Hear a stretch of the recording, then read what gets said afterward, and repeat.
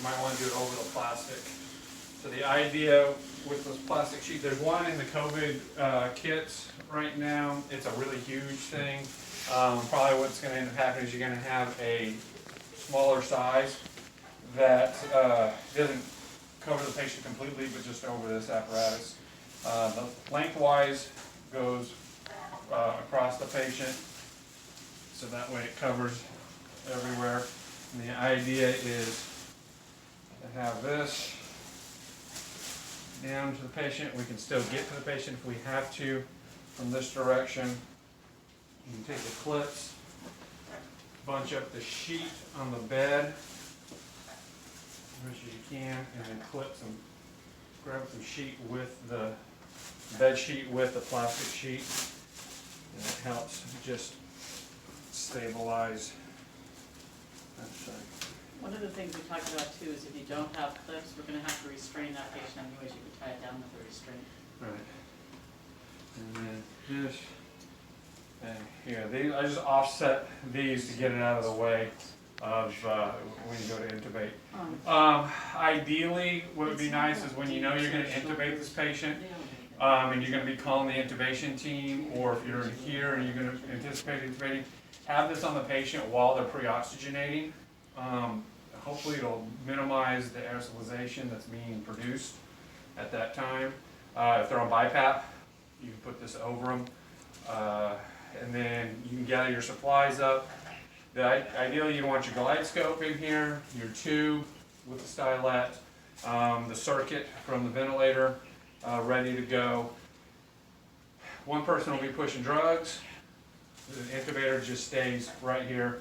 The concept is your hands never have to leave this space. Okay. Hopefully you don't have to, but if you needed a mask, you can mask under this thing, feeling maybe a little bit safer than without this thing on. Once they're intubated, cuff up, circuit on, then you can start thinking about removing this thing. Because this is all contaminated in here, when you unclip the clips, if somebody else could do it, these all have to get wiped down anyways. But and then set it off to the side. Take the plastic.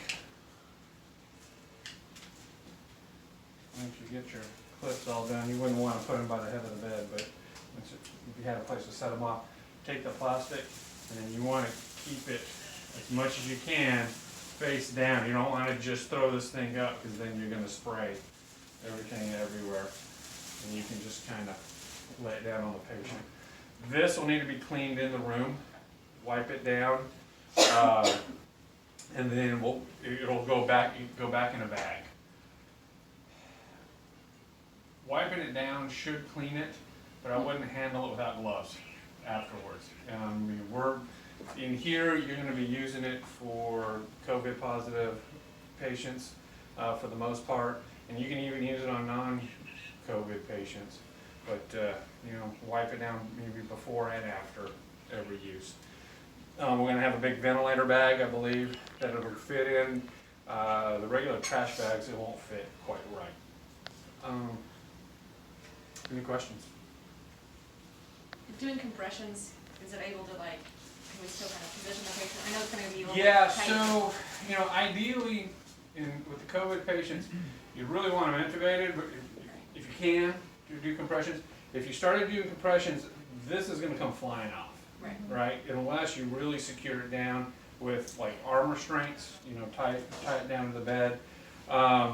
This is going to get in your way for compressions.